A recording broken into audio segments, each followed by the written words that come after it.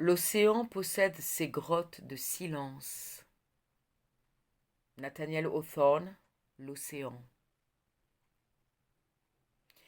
You should have known me before I sang you to sleep, and I robbed you of wealth, and again I'm a maid on the shore.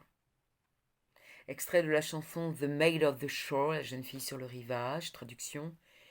Tu aurais dû me connaître avant, qu'avec mes chants je ne t'endorme et ne te prenne ta fortune, puis redevienne une jeune fille sur le rivage.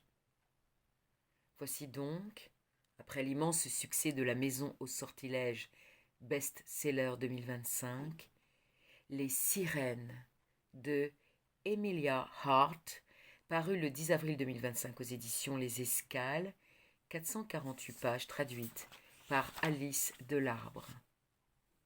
La chronique a été rédigée le 25 février 2026 sur Évanence littéraire, la page Facebook et le site internet. Il a fallu près de 2 ans et plusieurs versions à l'autrice pour qu'enfin elle fasse la vraie rencontre de ces sirènes, ces personnages tant aimés.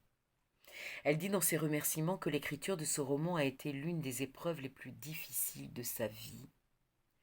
Bien d'autres ont jalonné son parcours dont elle nous fait part en dernière page de cet ouvrage. Elle nous témoigne ainsi d'une confiance bouleversante, tout en définissant ce qui est au centre de ce récit fantastique, la sororité et l'eau bienfaisante. Nous voici donc à nouveau plongés dans l'univers onirique d'Emilia Hart, nous offrant un conte magique où les femmes d'hier comme d'aujourd'hui se battent pour survivre ou pour protéger toutes les victimes de violences, d'injustice. Histoire d'amour filial, romantique, maternel, thriller également, à la frontière entre une réalité bien tangible et une vérité surnaturelle.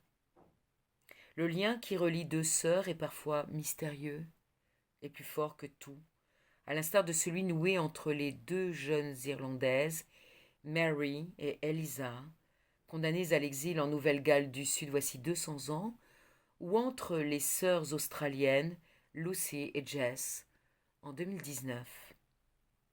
Que peuvent avoir en commun ces 4 êtres d'exception si éloignés temporellement?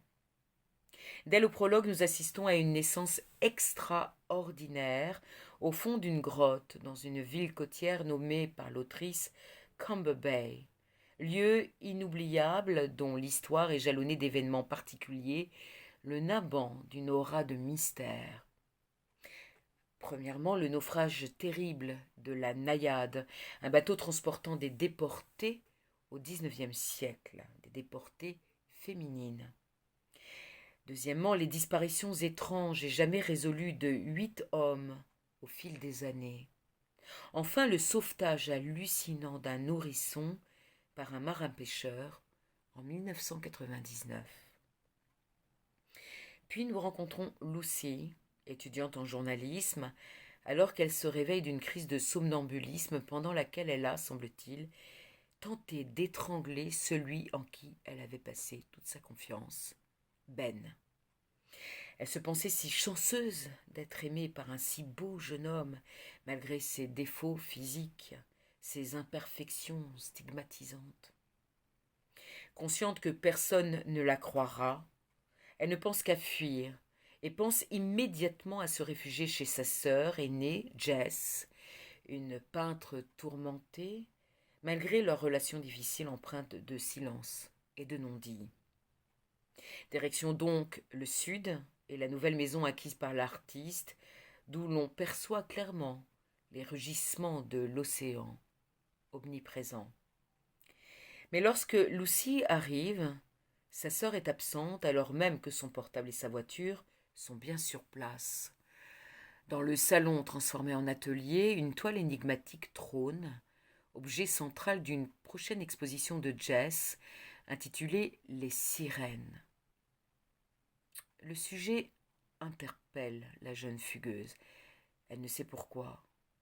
Bientôt, ses cauchemars se peuplent de voix et d'ombres féminines, Deux noms reviennent inlassablement, résonnant comme en écho, Mary et Eliza. L'absence de son aîné se prolongeant, la voisine Mélodie ne sachant rien, Lucie commence à fouiller la maison, le portable, et interroge tous ceux qui pourraient avoir quelques informations. Le malaise s'intensifie lorsqu'elle tombe sur un cahier de jeunesse. Lucie est prise de vertige. Ses mauvais rêves s'intensifient, tout devient flou, alors que des voix et des chants prennent possession de son esprit. Fabuleux et ensorcelant. Le suspense est parfaitement soutenu pendant tout ce scénario aux multiples rebonds, basculant entre la jeunesse et le voyage cauchemardesque sur la naïade de Mary et Eliza vers 1800, et le passé de Lucy et Jess, comportant bien des zones obscures, plus de 2 siècles plus tard.